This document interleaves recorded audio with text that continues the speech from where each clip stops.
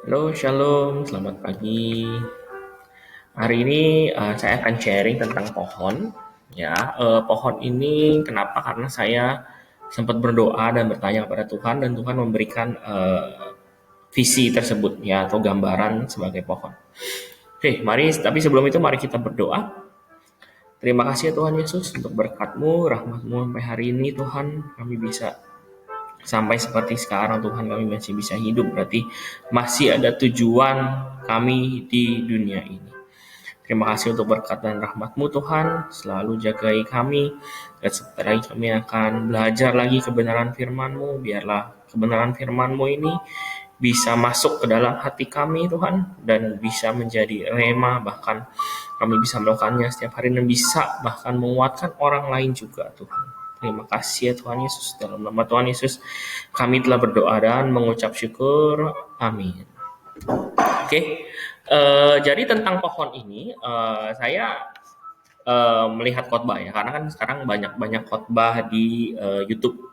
Nah, ada satu pendeta yang saya tidak mau sebutkan namanya, cuman kalau misalnya saya ceritakan sedikit, mungkin bagi Anda yang suka sama pendeta ini, kalian tahu pendetanya siapa. Ya, jadi saya nonton khotbah ini dan dia bertanya sama Tuhan, Tuhan, seperti apa sih aku di hadapanmu? Ya memang kita sebagai manusia pasti ada manusia. Cuman tubuh roh atau di alam roh itu seperti apa sih tampak kita di alam roh? Ya, jadi dia diberikan visi sama Tuhan bahwa dia itu berbaju jirah dan mempunyai pedang yang sangat besar. Ya, jadi itu melambangkan bahwa perlengkapan senjata Allah itu dipakai sama dia. Jadi dan punya pedang yang besar dan pedang itu kan melambangkan firman Tuhan. Karena memang dia pendeta yang selalu mengulik firman Tuhan, selalu belajar tentang firman Tuhan lagi. Dan saya sangat suka dengan pendeta ini karena benar-benar penjelasan itu wow banget. Ya. Nah, lalu saya mempunyai kerinduan juga seperti apa sih saya di alam roh sekarang gitu, kerohanian saya atau eh, saya tampaknya seperti apa sih, seperti apa, perumpamaan seperti apa yang cocok buat saya gitu loh. Lalu saya tanya Tuhan, lalu Tuhan memberikan saya visi sebuah pohon, tapi pohonnya kecil, ya pohonnya kecil masih segini gitu dan tapi ada ujung yang runcing dan saya mempunyai impresi bahwa pohon itu walaupun kecil tapi itu siap bertumbuh ya. Dan itu banyak, lumayan banyak. Itu sekitar ada 10 lalu tertata rapi ya, punya spacing-spacing gitu. Jadi saya itu mungkin seperti pohon cuman bukan pohon ya, mungkin seperti kebun ya, seperti kebun yang mempunyai pohon-pohon yang masih kecil cuman siap bertumbuh. Lalu Tuhan juga memberikan saya ini, memberikan saya eh, teringat tentang firman Tuhan dari Mazmur 1 sampai 3 tentang pohon ya. Berbahagialah orang yang tidak berjalan menurut nasihat orang fasik, yang tidak berdiri di jalan orang berdosa, yang tidak duduk dalam kumpulan pencemooh. Itu ayat 1. Lalu ayat 2-nya yang Tuhan berikan itu ayat 2-nya. Tetapi kesukaannya ialah Taurat Tuhan, yang merenungkan Taurat itu siang dan malam. Ia seperti pohon, yaitu seperti pohon yang ditanam di tepi aliran air, yang menghasilkan buahnya pada musimnya dan tidak layu daunnya, dan apa saja yang dibuatnya berhasil. Ya, oh saya pun lihat di antara perkumpulan pohon itu ada aliran air, ya sehingga menurut saya ini cocok banget dan Tuhan yang mereveal kepada saya pohon di tepi aliran air. Nah, lalu kita tahu ya banyak khotbah-khotbah yang membuat kita harus sebagai pohon, kita harus tertanam di pinggir air. Pinggir air itu adalah Tuhan, air hidup. Jadi kita harus tertanam di pinggirnya supaya kita bisa berbuah, supaya kita bisa memberikan berkat juga bagi orang lain, supaya kita berkembang terhadap firman Tuhan dan selalu harus bertumbuh subur ya, bertumbuh subur biar kita bisa mendapat berkat dan kita berbuah ya. Jadi ada beberapa yang saya sudah sampaikan, pohon itu akan berbuah karena tepi aliran air dan menjadi makanan untuk beberapa hewan. Pohon pun akan berkembang biak. Jadi kita dan keluarga kita itu akan berkembang, akan sukses dan pohon itu menjadi tempat perlindungan. Saya sangat setuju dan saya percaya bahwa inilah yang Tuhan tunjukkan bagi saya. Tuhan tunjukkan bahwa saya itu walaupun masih kecil, walaupun masih pendek, tetapi saya akan berkembang. Kalau misalkan saya harus terus di aliran air dan saya bisa menjadi tempat perlindungan, bahkan saya menjadi berkat bagi orang lain. Cuman entah kenapa saya masih ada sesuatu yang kurang. Kayaknya kok cuma gini-gini aja ya gitu. Lalu saya bertanya, lalu saya mendapat eh, dibukakan oleh Tuhan atau ada revelation ya, ada revelation dari Tuhan itu seperti ini. Yang harus kamu lakukan adalah ini, pohon itu perlu nutrisi.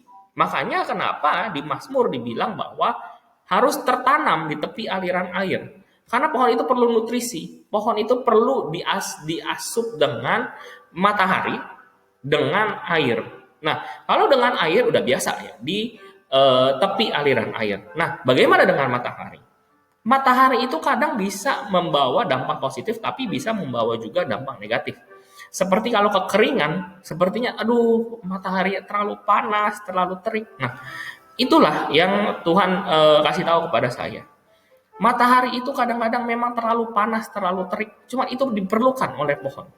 Coba bandingkan dengan eh, pohon yang ada di dalam ruangan yang tidak terkena matahari. Nah, dan kebetulan saya juga guru sains ya, guru IPA, sehingga saya tahu bahwa lebih baik pohon itu kepanasan, tetapi asupan airnya terus diberikan dibanding pohon itu tidak kepanasan, tetapi disimpan di dalam ruangan. Itu lebih tidak bertumbuh, daunnya akan kekuningan dan akan layu dan sebagainya ya. Jadi pohon itu perlu matahari. Nah, apakah kita ready atau apakah kita mau selalu disinari oleh matahari yang memang kadang-kadang aduh terlalu panas Tuhan. Masalah ini terlalu panas, terlalu membakar, terlalu menyiksa saya Tuhan. Apakah kita mau seperti itu? Dan memang itu diperlukan di kita jika kita mau bertumbuh menjadi pohon yang berkembang biak dan bahkan pohon yang berbuah. Yang kedua, yang Tuhan kasih tahu kepada saya, pohon itu tidak bisa kemana-mana. Ada nggak sih di antara kalian yang melihat pohon itu bisa jalan-jalan? Nggak ada kan ya? Dan saya tuh amazed gitu. Iya ya Tuhan ya. Kalau saya sebagai pohon, saya nggak bisa kemana-mana. Saya hanya di situ, saya hanya sebagai pohon, contohnya pohon ada rantingnya. Ya udah, saya tertanam di tepi aliran air. Ya udah, kalau airnya atau aliran sungainya itu berhenti, ya udah, saya pasrah. Saya hanya bisa mengharapkan hujan. Tidak ada hujan, ya udah saya pasrah, saya diem aja. Makanya itu kenapa pohon pada saat musim gugur, musim semi, dan musim dingin dia harus beradaptasi. Kenapa? Karena dia tidak bisa seperti burung yang istilahnya ke utara. Kalau musim dingin di selatan, dia ke utara. Lalu kalau di utaranya terbalik, ya di utara musim dingin dia ke selatan. Nggak bisa pohon. Jadi pohon nggak bisa kemana-mana. Dari situlah saya melihat bahwa saya harus benar-benar stay dan berakar di dalam Tuhan. Saya nggak bisa sebagai pohon itu, aduh masalah nih saya kabur dikit deh teman, walaupun dikit aja pun nggak bisa, walaupun satu senti aja pun nggak bisa. Ya kecuali memang Tuhan yang ngomong atau ada pergerakan kulit bumi ya, lagi-lagi saya guru sains. Atau ada pergerakan kulit bumi ya pohon bisa bergerak. Cuman kalau tidak ada pergerakan kulit bumi, 1 senti pun pohon tidak bisa bergerak. Inilah yang saya lihat, iya Tuhan, saya nggak mau macam-macam Tuhan, saya nggak mau menjauh darimu walaupun 1 senti pun. Kenapa? Karena saya ingin berkembang biak, saya ingin berbuah, dan saya ingin menjadi tempat perlindungan bagi keluarga saya dan bagi diri saya sendiri.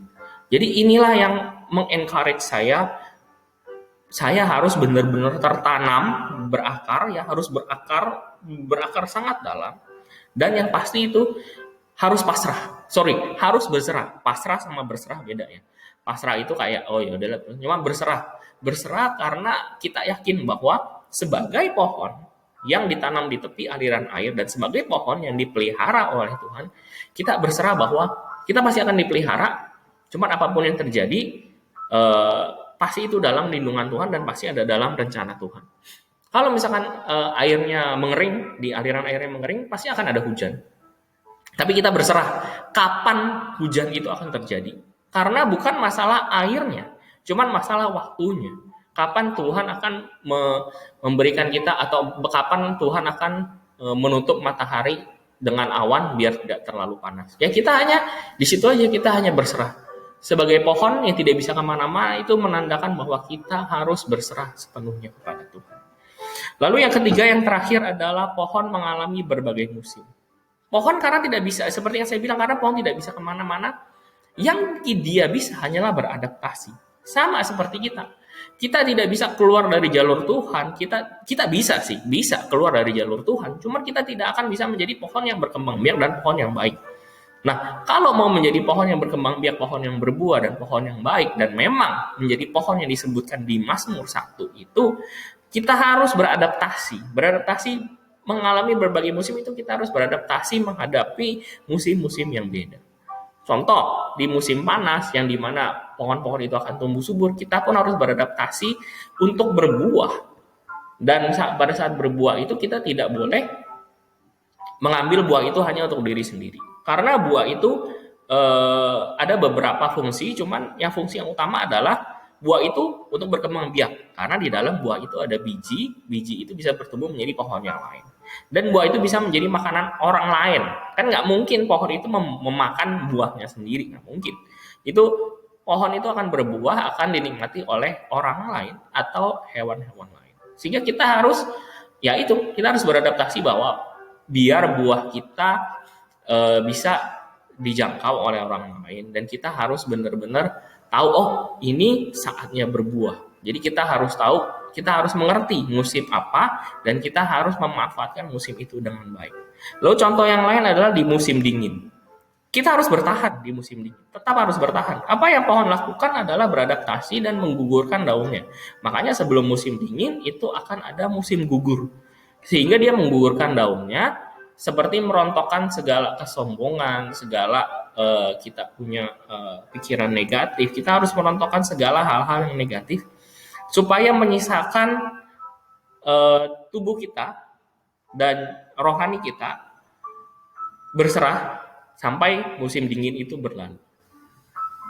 Karena apa? Setelah musim berlalu, kita bisa menumbuhkan kembali, bukan menumbuhkan kesombongan ya, bukan menumbuhkan negatif thinking, cuma menumbuhkan daun yang baru, mungkin daun yang lebih baik, atau atau buah yang memang lebih baik. Jadi kita harus, dalam mengalami berbagai musim, kita harus beradaptasi, dan kita pun harus lagi-lagi berserah, karena pohon itu akan selalu mengalami musim-musim yang berbeda, selalu akan mengalami musim gugur, semi, dingin, dan panas. Itu akan selalu mengalami itu. Kenapa? Karena pada saat mengalami itu semua, dia baru bisa menghasilkan buah yang baik.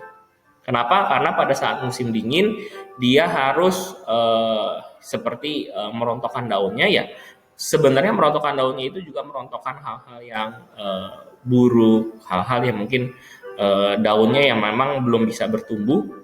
Nah, itu harus dirontokkan, itu harus dibuang, atau mungkin yang kena penyakit, ya itu harus dirontokkan, itu harus dibuang. Sehingga nanti pada musim semi tumbuh daun yang baru yang mungkin lebih rentan penyakit. Kenapa? Ya karena ada